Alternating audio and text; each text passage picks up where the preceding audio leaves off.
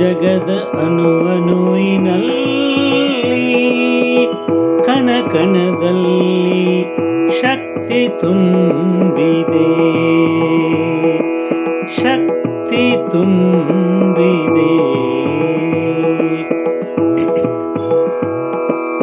ಈ ಜಗದ ಅಣುವಿನಲ್ಲಿ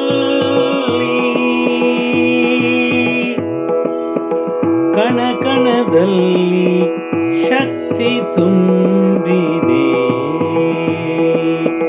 ಶಕ್ತಿ ತುಂಬಿದೆ. ನಮ್ಮೊಳಗೂ ಜ್ಞಾನ ಭಂಡಾರವಿದೆ,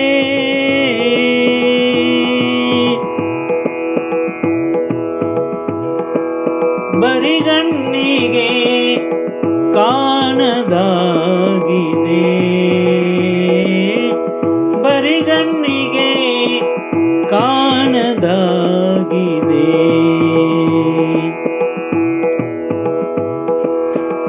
ದಿವ್ಯ ದೃಷ್ಟಿ ಜಾಗೃತವಾದಾಗ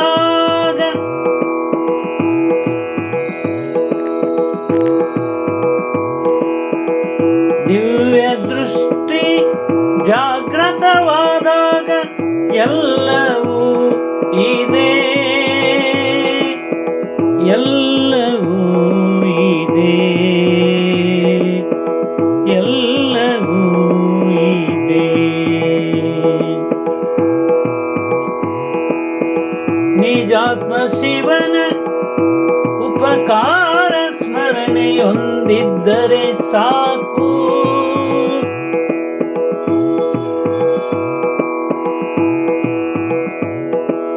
ನಿಜಾತ್ಮ ಶಿವನ ಉಪಕಾರ ಸ್ಮರಣೆಯೊಂದಿದ್ದರೆ ಬ್ರಹ್ಮಾನಂದ ನಮ್ಮದಾಗಲಿದೆ, ಬ್ರಹ್ಮಾನಂದ ನಮ್ಮದಾಗಲಿದೆ, ಬ್ರಹ್ಮಾನಂದ ಬ್ರಹ್ಮಾನಂದ ಬ್ರಹ್ಮಾನಂದ ಬ್ರಹ್ಮಾನಂದ ನಮ್ಮದಾಗಲಿದೆ, ನಮ್ಮದಾಗಲಿದೆ, ನಮ್ಮದಾಗಲಿದೆ.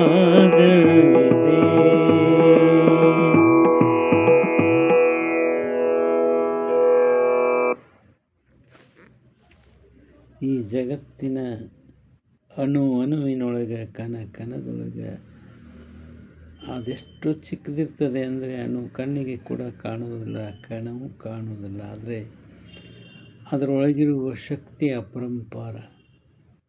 ಇದು ಪರಮಾತ್ಮನ ಪವಾಡ.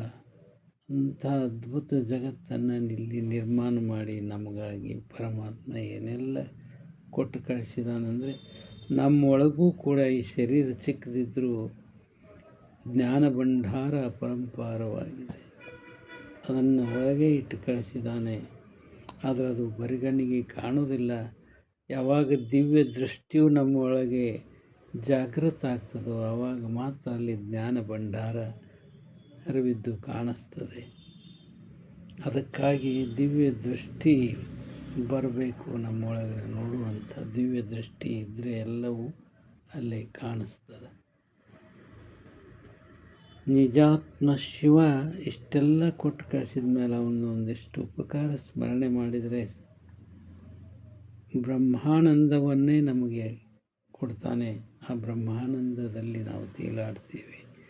ಅಂಥ ನಿಜಾತ್ಮ ಶಿವನನ್ನು ನಾವು ನಿತ್ಯವೂ ಸ್ಮರಣೆ, ಅವನ ಉಪಕಾರ ಸ್ಮರಣೆ ಮಾಡೋಣ ಅಂತ ಹೇಳ್ತಾ 2 ಮಾತು ವಿರಾಮ ಕೊಡ್ತಾ ಇದ್ದೇನೆ. ಇದು ಸ್ವರಚಿತ ವಚನ. ಹಾಡಿದವರು ರವೀಂದ್ರ ಜಕಾತಿ.